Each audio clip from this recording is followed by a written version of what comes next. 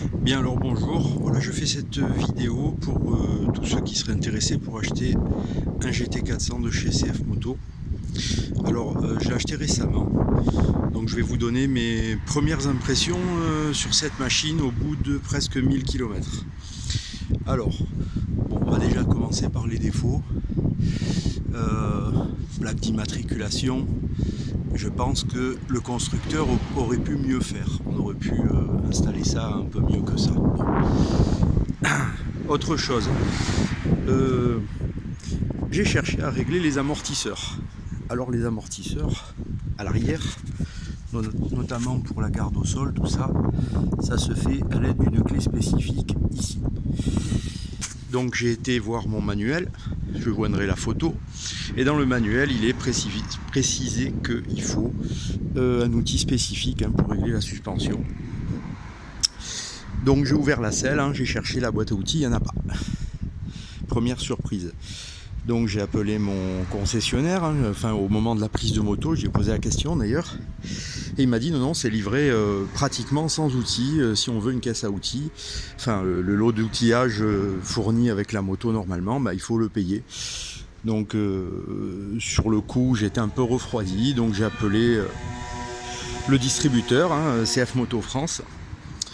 Et j'ai posé la question, il m'a dit écoutez c'est pas normal, normalement on devrait l'avoir, d'autant que dans le manuel d'utilisation il est précisé qu'on doit avoir les outils qui doivent être sous la selle normalement. Bon ça c'est un petit détail, je verrai avec le concessionnaire. J'ai toujours pas eu de réponse d'ailleurs de CF Moto France, ils avaient dit qu'ils allaient me rappeler mais bon j'ai toujours pas eu de réponse. Ensuite, alors concernant cette moto, on l'achète en connaissance de cause, elle est pas très chère. Excusez-moi pour le bruit. Le moteur c'est un 400, ça fonctionne assez bien, c'est correct. J'ai vu dans les vidéos de démonstration qu'il pouvait y avoir éventuellement des vibrations, j'en ai eu aucune. C'est une moto qui est exempte d'aucune vibration, elle est peut-être une bonne série, mais j'ai pratiquement pas de vibration. Ça freine bien, ça tient bien la route, les suspensions, c'est vraiment conforme à ce qui est dit dans les différents essais, c'est sérieux, il n'y a pas de souci. Les modes d'affichage, alors il y en a deux.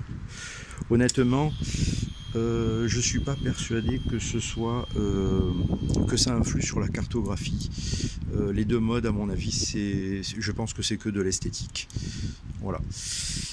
On a un petit souci avec l'injection, alors c'est du Bosch, mais de temps en temps, quand on coupe les gaz, ça revient pas au régime de ralenti qui doit se situer entre 1300 et 1500 tours. Parfois ça reste accéléré à 3000 tours, donc c'est un peu désagréable d'avoir la moto qui continue à pousser quand on tombe en rapport, ou quand on le monte d'ailleurs.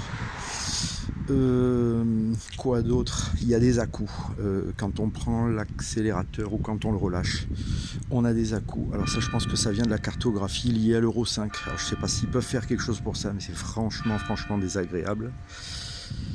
Voilà, premières impressions à presque 1000 km.